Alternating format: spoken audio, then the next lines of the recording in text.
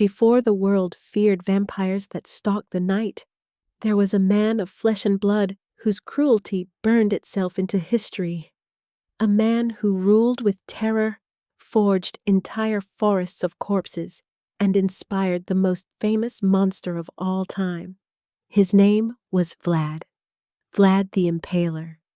But before we descend into the shadows of his brutal reign, make sure you subscribe to the Silent Lodge, where every week we uncover the disturbing truths buried beneath history, myth, and legend. Now, let us step into the dark legacy of the real Dracula. Our story begins in the mid-15th century, in a land called Wallachia, a principality caught between two superpowers, the Kingdom of Hungary to the west and the mighty Ottoman Empire to the east. For centuries, this land had been both battlefield and prize.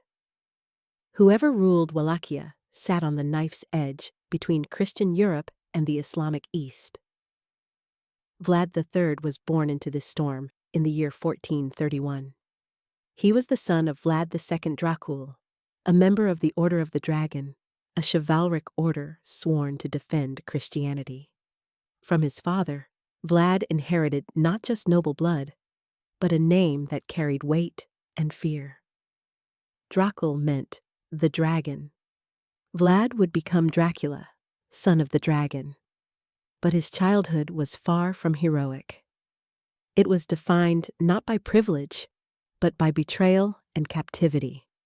In 1442, when Vlad was still a boy, he and his younger brother Radu were taken hostage by the Ottomans. This was a common practice, princes held as guarantees of their father's loyalty. For years, Vlad lived under the watch of the Sultan. Some accounts suggest he was treated well, educated in politics, languages, and the art of war. But he also witnessed the empire's brutality firsthand.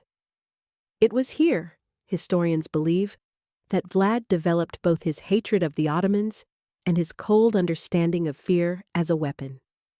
While his brother Radu adapted and even grew close to the Ottomans, Vlad's resentment hardened.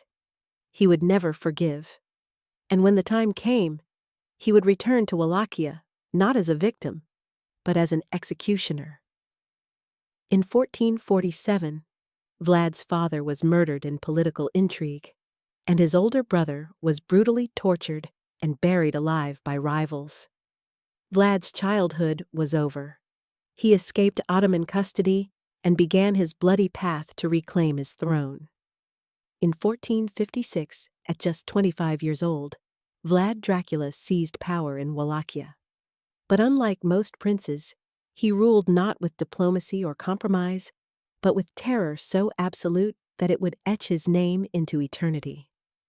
The world was about to meet Vlad the Impaler. When Vlad Dracula claimed the throne of Wallachia in 1456, he inherited a land torn apart by war, betrayal, and constant invasion. Enemies surrounded him on all sides: Hungarian rivals, power-hungry boyars, and the greatest threat of all, the Ottoman Empire. But Vlad did not rule like other princes. He ruled through fear. He believed that terror could unify his people, break his rivals, and make invading armies think twice before stepping across his borders. His method was as horrifying as it was effective. Vlad's chosen punishment was impalement. Victims were seated on a sharpened wooden stake, driven through the body, and left to die slowly in public view. It was not quick, and it was not merciful. To Vlad, this was the perfect message. Absolute power, no forgiveness, no escape. Soon, stories spread of entire villages impaled as warnings. A thief, a rival noble, even foreign envoys who disrespected him, no one was beyond his wrath. His cruelty became his identity. To his enemies, he was no longer Vlad Dracula. He was Vlad Tepes, Vlad the Impaler. One of the most infamous tales comes from 1462, during a massive Ottoman campaign against him. When Sultan Mehmed II marched into Wallachia with a vast army, He expected to crush Vlad quickly. Instead, what he found horrified him. As his troops advanced, they encountered what chroniclers called the Forest of the Impaled. Thousands of stakes, each bearing the body of a man, woman, or child. The stench of death filled the air. The sight was so shocking that, according to some accounts, the Sultan himself turned back in disgust. This was Vlad's genius, cruelty not just as punishment, but as psychological warfare. He knew he could never match the Ottomans in numbers, but he could terrify them into retreat. News of Vlad's horrors spread far beyond Wallachia. Pamphlets printed in Germany and Italy described his atrocities in lurid detail. Impalements, mutilations, banquets among the corpses. Some accounts claimed he killed tens of thousands, but historians now believe these numbers were exaggerated, part of a propaganda war waged by his enemies. Still, whether the stories were true or not hardly mattered. Across Europe, Vlad's name became synonymous with blood, cruelty, and fear. And yet, to some of his people, Vlad was not just a monster. He was also seen as a harsh but just ruler, one who defended Wallachia against foreign domination and punished corruption among the boyars. This dual image, tyrant to some, protector to others, is what makes his legacy so haunting. He was both a brutal warlord and, in the eyes of some Romanians, a national hero. By the time his reign reached its peak, Vlad Dracula was no longer just a man. He was a legend of terror, a figure so feared that even centuries later, his shadow would inspire one of the darkest characters in literature. By the mid-15th century, Vlad Dracula's name already carried the weight of terror. But centuries later, his legacy would take a darker, stranger turn, transforming him from a warlord into the most famous monster in fiction. To understand this transformation, we must start with his name. Vlad's father, Vlad II, was a member of the Order of the Dragon, a knightly society founded to defend Christianity against the Ottomans. For his loyalty, he earned the title Dracul, meaning the dragon. As his son, Vlad was known as Dracula, literally, son of the dragon. In Old Romanian, however, the word drac could also mean devil. So to his enemies, Dracula was not just the son of a dragon, but the son of the devil himself. The name alone carried a sinister aura, making it ripe for myth-making. Fast forward to the late 19th century. An Irish writer named Bram Stoker was working on a Gothic novel about a vampire count from Transylvania. While researching Eastern European legends, he came across the name Dracula. Fascinated, he borrowed it for his bloodthirsty villain. But here's the twist. Stoker's Dracula shares little with Vlad the Impaler beyond the name and homeland.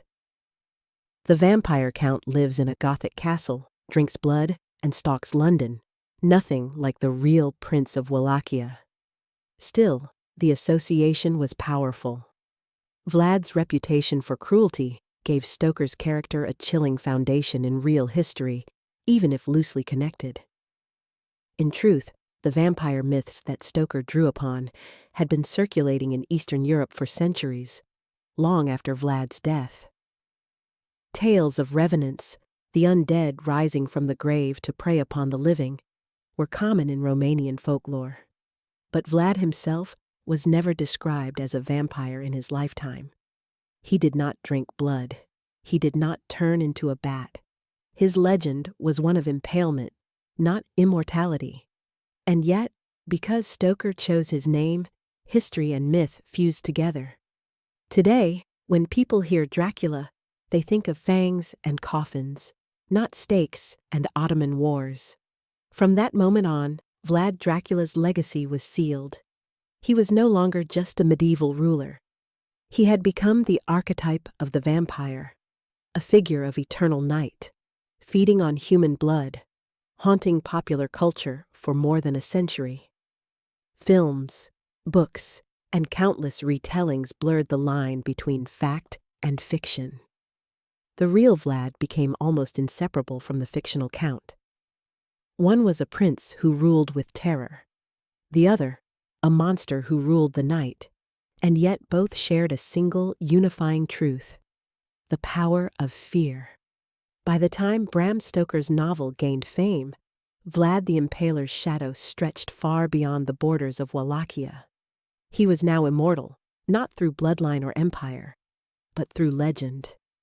By the early 1460s, Vlad the Impaler's rule was both feared and fragile.